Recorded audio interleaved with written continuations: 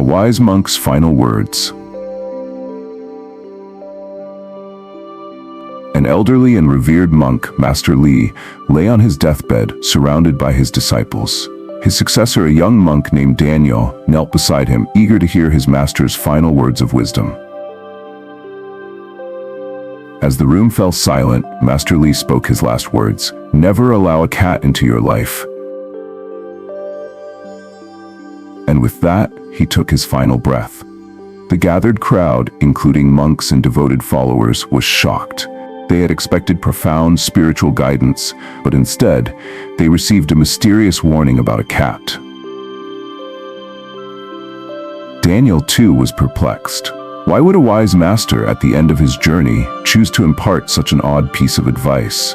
The funeral rites were performed with great reverence, yet Daniel could not stop pondering his master's words.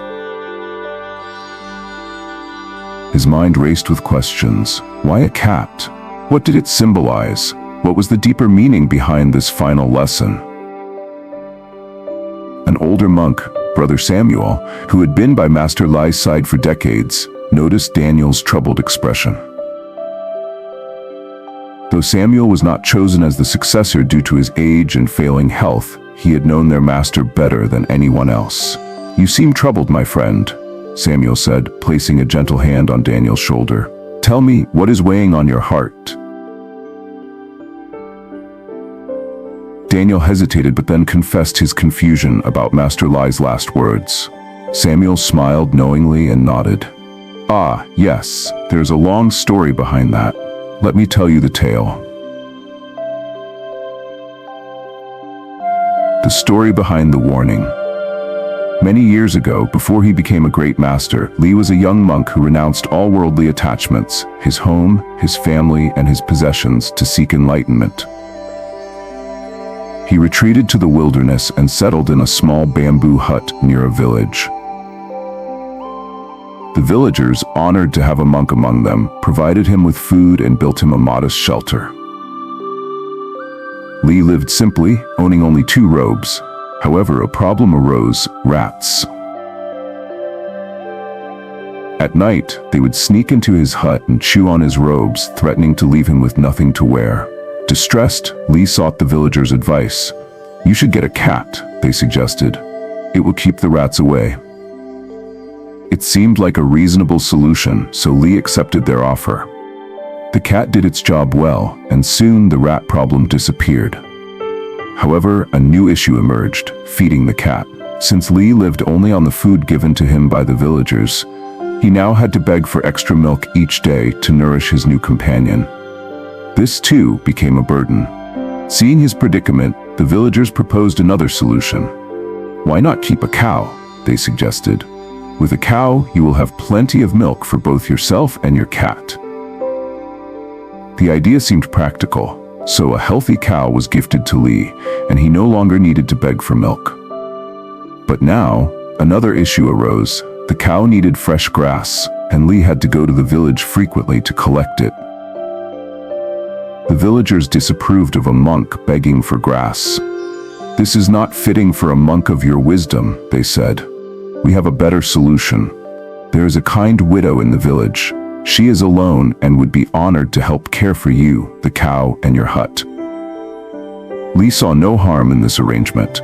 The widow moved in nearby, tending to the cow and growing crops.